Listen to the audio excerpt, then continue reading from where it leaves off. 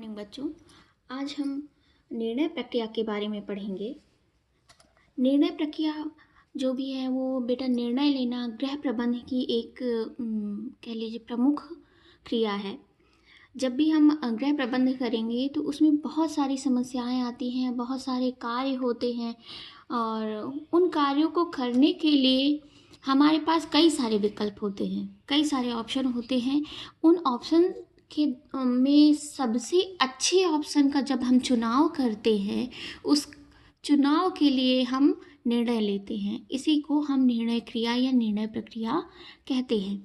जैसे इसमें लिखा है, प्रबंध क्रिया जब तब संपन्न की जाती है जब किसी प्रकार के परिवर्तन की आवश्यकता या इच्छा अथवा किसी समस्या के समाधान या कोई चुनाव करना हो।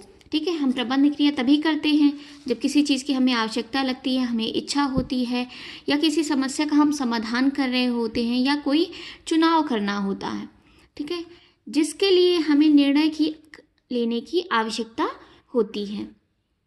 ठीक है, जब हम किसी चीज़ का समाधान करेंगे या चुनाव करेंगे तो हमारे पास कई सारे विकल्प होंगे और उनमें से हम निर्णय की लेते हैं। गृहिणी या प्रबंधक को प्रत्येक कार्यों में निर्णय लेने की आवश्यकता होती है। निर्णय प्रक्रिया गृह व्यवस्था का हृदय है। ठीक है, यह पूरी व्यवस्थापन प्रक्रिया को प्रभावित करती है। प्रत्येक चरण में समस्याएं व स्थितियां उत्पन्न होती हैं।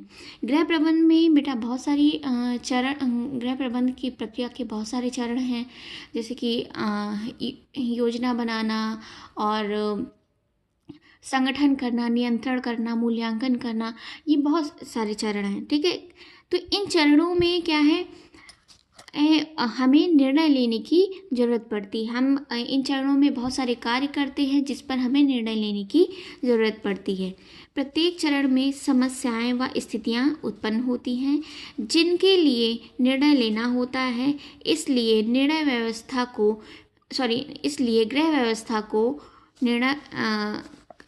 इसलिए यह गृह व्यवस्था का केंद्र बिंदु भी है। ठीक है, आगे देखिए।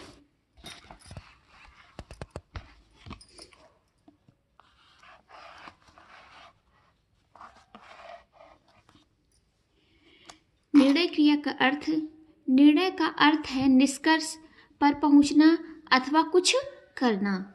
निर्णय प्रक्रिया संपन्न करने हेतु दो या दो से अधिक विकल्प होना आवश्यक है। यदि केवल एक विकल्प है या कोई विकल्प नहीं है तो निर्णय प्रक्रिया संपन्न नहीं हो सकती है। इसमें परिभाषाएं देखिए।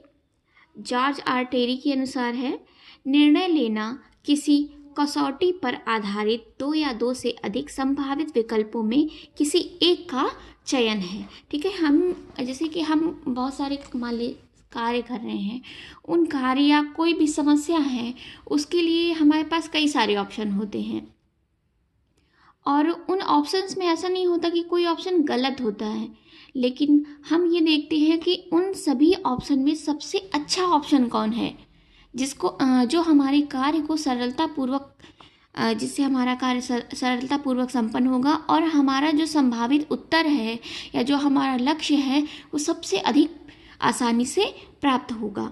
ठीक है, तो इसलिए हम क्या है, विभिन्न जो भी विकल्प हैं हमारे पास, उनमें से जो सर्वोत्तम विकल्प है हम उसका चयन करते हैं और इसलिए हम वहाँ पर निर्णय लेते हैं।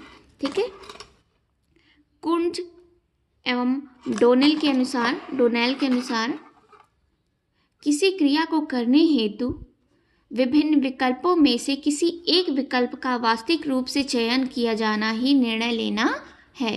ठीक है, ग्रासन कैंडल के अनुसार देखिए, निर्णय करना अथवा विकल्प का चयन करना क्रिया के विभिन्न क्रमों में, जो भी काम है उसके कई सारे चरण होते हैं। कोई भी काम अगर हम करें, क्रिया मतलब काम के विभिन्न चरणों में से किसी एक क्रम को चुनना अथवा किसी को भी ना चुनना। ठीक है, आगे देखिए।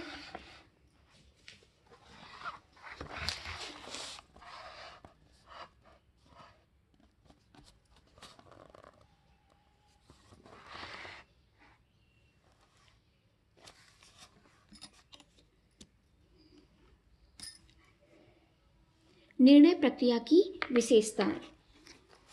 निर्णय प्रक्रिया क्या है? पहला ऑप्शन क्या है? निरंतर चलने वाली प्रक्रिया है। निरंतर चलने वाली प्रक्रिया कैसे है बेटा? हम बहुत सारे कार्य करते हैं और उन कार्यों को करने के लिए हम कई सारे निर्णय लेते हैं। जैसे कि हमारा मान लीजिए कोई लक्ष्य हमने निर्धारित कर रखा है। अब उन लक्ष्यों को प्राप्त करने के लिए हम प्रयास करते हैं। उन प्रयासों में अगर जब हम सफल हो जाते हैं तो हम दूसरा लक्ष्य तुरंत निर्धारित कर लेते हैं, तो हमें फिर से निर्णय लेने की जरूरत पड़ेगी। तो कोई भी हम कार्य कर रहे हैं उसका हमारा कोई ना कोई उद्देश्य होगा। उस उद्देश्य को प्राप्त करने के लिए हम विभिन्न सारे निर्णय लेंगे और जहाँ एक उद्देश्य पूरा हुआ हम दूसरे उद्देश्य को निर्धारित करेंगे। तो ये क्या है, एक बार निर्णय प्रक्रिया ले ली उसके बाद बार बार हम निर्णय लेते रहते हैं। इसलिए है कि निर्णय प्रक्रिया निरंतर चलने वाली प्रक्रिया है। नेक्स्ट है मानसिक प्रक्रिया। मानसिक प्रक्रिया इस वजह से है बेटा क्योंकि हम क्या है, अपना सोच समझ करके तर्क के साथ में किसी चीज़ का चुनाव करते हैं। जो हमारे पास जितने भी विकल्प हैं उनमें से जो सबसे अच्छा विकल्प होगा हम उसका चुनाव करते हैं। ठीक है। नेक्स्ट है, आगे यही बात कही गई है, सर्वोत्तम विकल्प का चयन। हम निर्णय प्रक्रिया में क्या करते हैं, हमारे पास कई सारे विकल्प होते हैं, उनमें से जो सबसे अच्छा विकल्प होता है हम उसका चयन करते हैं। इसके अलावा हम किसी अन्य विकल्प को चयन नहीं करते, क्योंकि जब भी हमारा जो भी विकल्प होगा अगर वो सर्वोत्तम विकल्प या सबसे अच्छे विकल्प को हम देखेंगे तभी हमारे लक्ष्य आसानी से हमें प्राप्त होंगे। नेक्स्ट है, निर्णय लक्ष्य नहीं लक्ष्यों तक पहुंचने का साधन है।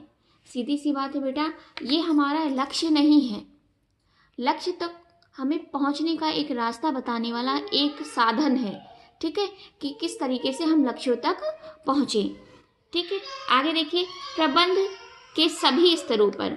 प्रबंध में प्रक्रिया में आयोजन, संगठन, नियंत्रण, मूल्यांकन, कई सारे स्तर हैं। इन सभी स्तरों में हम कई सारी योजनाएं, कई सारे हम कार्य करते हैं। उन कार्यों को करने के लिए हम निर्णय लेते हैं। तो प्रबंध प्रक्रिया में के जितने भी स्तर हैं उन सभी स्तरों पर हमें निर्णय की आवश्यकता पड़ती है। ठीक है, एक हम अच्छा एग्जाम्पल इसमें दिया हुआ था कि जैसे कि मान लीजिए हमारे पास ऑप्शन होता है कि कोई भी व्यक्ति बीमार है। ऑप्शन क्या करें, अगर मान लीजिए हमारे घर का कोई भी सदस्य बीमार है तो हम क्या करते हैं, शहर में बहुत सारे डॉक्टर होते हैं लेकिन हम उसे चुनते हैं जो सबसे अच्छा डॉक्टर होता है और जहाँ तक हमारा पहुँचना सबसे सरल होता है। हमें ये पता है कि ये डॉक्टर अच्छा भी है और ये सही से देख भी रहा है। ठीक है, इसकी दवाइयों जो हैं वो अच्छी दवाइयाँ और सस्ती दवाइयाँ लिखता है तो हम उसका चुनाव करेंगे, ना कि ऐसे डॉक्टर का चुनाव करेंगे जहाँ पर कि हमें बहुत महंगी दवाइयाँ लेनी पड़े और जो हमारा सदस्य हैं वो स्वस्थ भी ना हो। ठीक है, तो इसी तरह तो हम यहाँ पे क्या है, निर्णय ले रहे हैं। ऑप्शन हमारे पास कई थे, डॉक्टर हमारे पास ऑप्शन में कई सारे थे, लेकिन उनमें से हमने उस डॉक्टर का चुनाव किया जो सर्वोत्तम था। ठीक है, और हमारी सुविधा के अनुसार था। नेक्स्ट है, धनात्मक एवं ऋणात्मक दोनों होते हैं। ठीक है बेटा, निर्णय प्रक्रिया में धनात्मक और ऋणात्मक दोनों प्रकार की होती हैं। ठीक है,